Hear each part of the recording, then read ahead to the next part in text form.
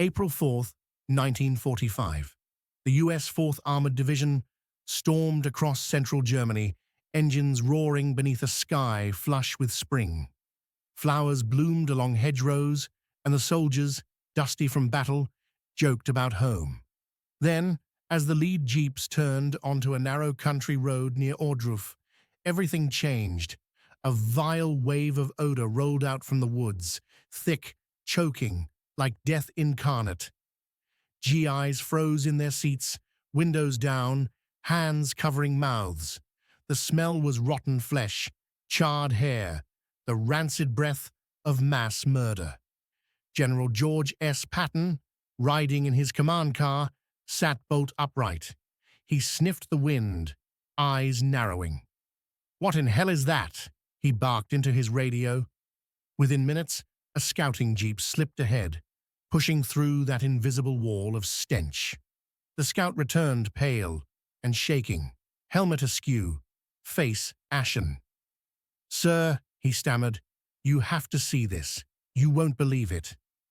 Without hesitation, Patton slid from his car, vaulted onto a tank's rear deck, and laid into the driver. "Take me there, now." The tank crews gunned the engines, dust puffing behind them. Down that rotten road they barreled, passing ruined barns and bombed-out farms, until a tangle of barbed wire and guard towers loomed. Beyond, low wooden huts huddled in a clearing. Ohrdruf, a subcamp of Buchenwald, lay silent except for the buzz of flies. The putrid odor grew stronger, an odor meant to kill hope. Patton tumbled off the tank, shiny helmet glinting against grim reality. He strode towards the gate, jaw clenched. Every step he took, the smell gnawed at his insides. Men fell to their knees, retching behind trees. He found a shed and turned his stomach inside out. Only after the sickness did a furious calm settle into his eyes. Nearby, German villagers peered through windows of their neat houses, as if nothing strange lay 2 miles away. Arms crossed, Patton watched them. They had clean streets, flower boxes, smiling maidens, ordinary life untouched. Relief shifted to contempt. "Round them up," he roared to his provost marshal. "Mayor, wife, every leading citizen. If they say they didn't know, we'll show them ourselves." To grasp Patton's fury, you must see Ohrdruf. It wasn't colossal like Auschwitz, but inside its fences was horror distilled. Emaciated figures in striped pajamas huddled beneath wooden barracks. Their ribs jutted out like fence posts. Walls bore scraped SS slogans. Arbeit macht frei, scrawled in blood-red letters. Pits of refuse and blackened dung dotted the yard. Quicklime bags lay torn open, the white powder still dusting scattered bodies. Machine gun casings littered the ground.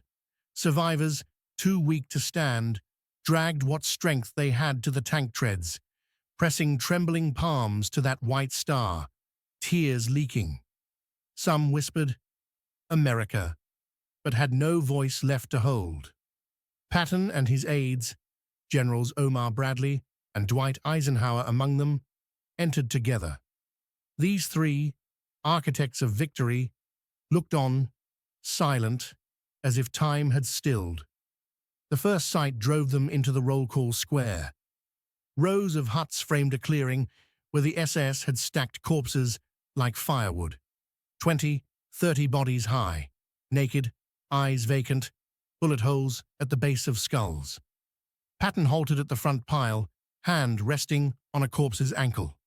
"My God," he breathed. Behind him, Walker's voice crackled over a radio. "George, what the hell is this?" Patton didn't answer. He knelt, scanning each face. An old man, a boy barely 20, a middle-aged clerk, all dead from starvation or execution. The living, skeletal as wraiths, shuffled toward him, arms outstretched. One fell and clawed at his boot, begging for help. Patton lifted him gently, pulling a pack of cigarettes from his pocket. He offered one. The man's hand shook as he held it. Inside the torture shed, the stench was worse. Sour sweat, rotting entrails, dried blood. A wooden block, stained dark with age, stood in the center, surrounded by iron hooks and chains hanging from rafters. A prisoner, with English grasp, gripped Patton's sleeve. He pointed to a low bench marked with limb shackles, then at gouges in the wood, where SS men had beaten kneeling men for sport. Overhead, bent nails testified to bodies suspended by their wrists until lungs gave out. Eisenhower looked away, hand pressed to his mouth. Bradley clenched his jaw, but Patton's face hardened into stone. Every fiber of his being surged with rage. He paced the length of the room, boots echoing, fists unclenching and clenching as if he might tear the walls down with bare hands. Emerging into daylight, Patton marched to a young MP. "Do the people of Ordruff know about this?" he demanded. The soldier swallowed. "Sir, they claim ignorance. They say they believed it was a prison camp for criminals." Patton let out a bitter laugh, so harsh it cut through the stale air. "Ignorance?" he snarled. "This stink has blanketed the county for weeks. They lied." He turned, pointing his riding crop toward the town. "I want the mayor, his wife, the school head, all of them. Bring them here, today." The MP hesitated. "Sir, what if they refuse?" Patton touched the butt of his ivory-handled revolver. "They'll come. If not, drag them by force. Use trucks, use bayonets. I want them paraded through hell." By dawn, military police guards assembled files of names: bankers, butchers, bakers, shopkeepers, husbands, wives, teachers. Trucks rolled toward the sleepy town of Ordruff. Some townspeople peeked at the uniforms, puzzled. Others grumbled, clutching handbags or adjusting ties, thinking it a nuisance. Trunks popped open, and they were ordered inside. Weeping children watched from doorsteps. Soon, the trucks returned laden with well-dressed men and women, shouting, lashings of morning light, revealing perfumed hair and polished shoes. They piled out at the camp gate, fumbling for handkerchiefs, collars up to their noses. The officers formed them into two tight columns. Patton surveyed the parade, expression unreadable. These were the faces of ordinariness, clients of cafe tables, patrons of Sunday markets, now standing before the abyss of their own making. Patton barked orders: "Walk. Don't look away. If you close your eyes, that soldier will prod you with his rifle butt."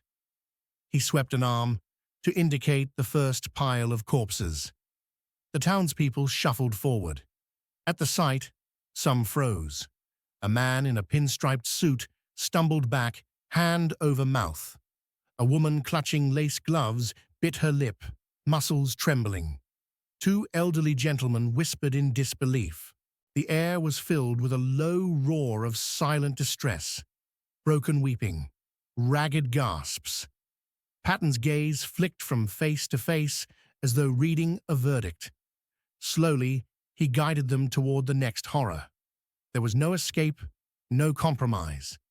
They marched past the whipped bar, past the hooks where bodies had hung, past heaps of clothing, shoes, glasses, hairbrushes, torn from victims in their final moments.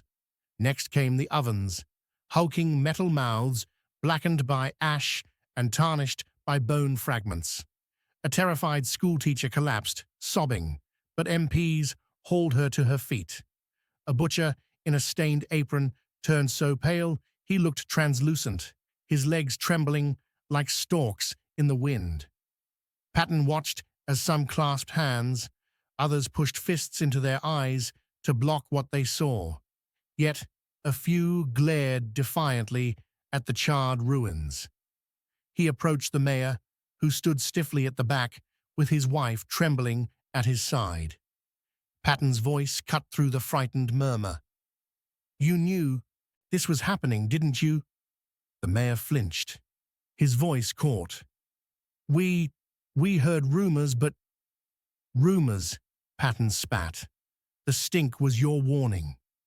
For 2 brutal hours, Ordruff's leading citizens were forced to bear witness to every atrocity. They traced the paths of death, from hospital barracks to mass graves. They saw infants who had perished from lack of milk, mothers bone-thin from typhus, priests beaten to pulp for refusing to lie. Patton made sure each face saw the next crime. When one woman fainted, she was revived and marched on. He refused pity for the privileged. By the end, the column numbered fewer living souls than when it began.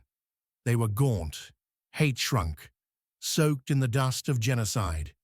The white stars on their uniforms stood out against graying fields of corpses.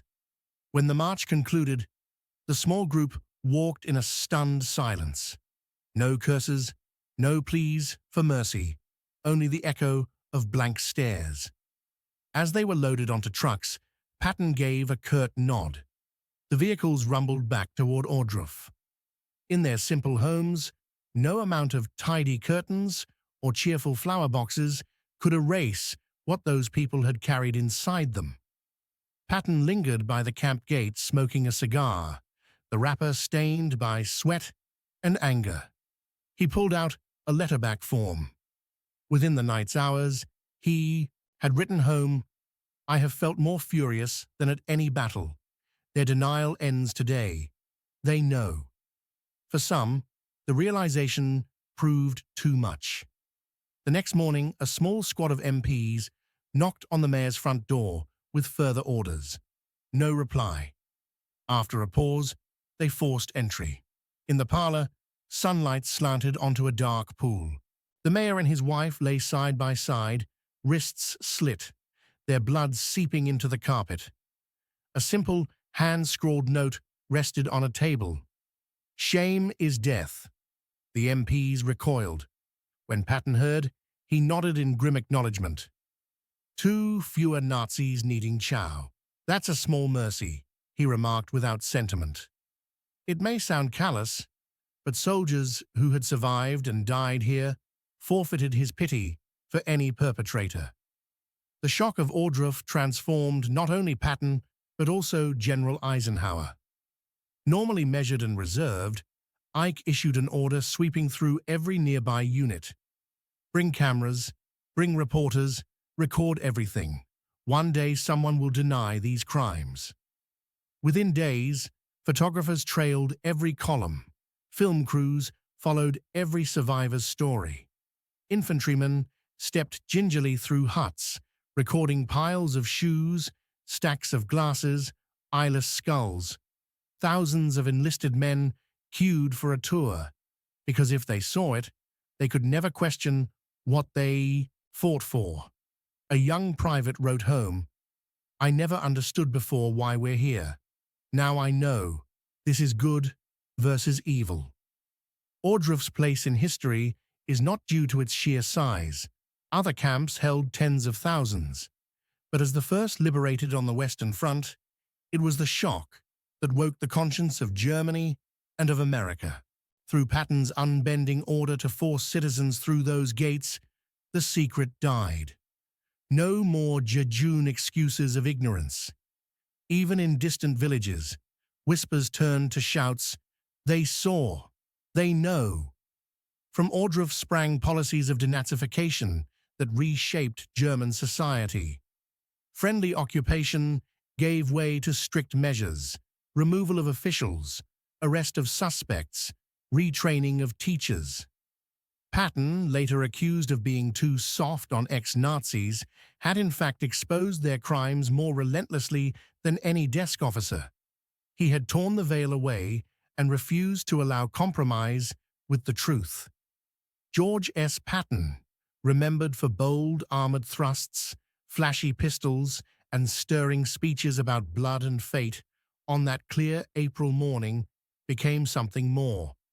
A man confronted by pure, unadulterated evil and unwilling to look away. His order forced not just liberation, but acknowledgement, an unflinching confrontation that resonated long after the guns fell silent. The townspeople of Ordruff paid with shame, and some with their lives. The mayor's suicide haunted the division. But for countless survivors, this moment offered the first breath of freedom, the first glimmer of justice. Soldiers returning home carried the truths they'd witnessed in letters, in photographs, in memories. Ordruff may have been a small dot on the map, but after that day, it stood as an eternal warning. As time passed, some denied such horrors, dismissed them as propaganda. But Eisenhower's foresight and Patton's unyielding stance left a mountain of evidence, films, testimonies, diaries, cementing Ordruff's truth. Every August, survivors and liberators gather, reminding the world what happens when humanity looks away. Today, as debates rage over history and memory, Ordruff stands as proof. Evil flourishes in silence and secrecy. Justice starts with exposure, with the courage to face unspeakable acts. Patton's fury wasn't just vengeance. It was a demand that no living soul be spared from the obligation to remember. If you'd like more stories like this one, please hit the like button and subscribe for our next episode, How Patton Uncovered Hitler's Billions Hidden in a Salt Mine. Thank you for watching.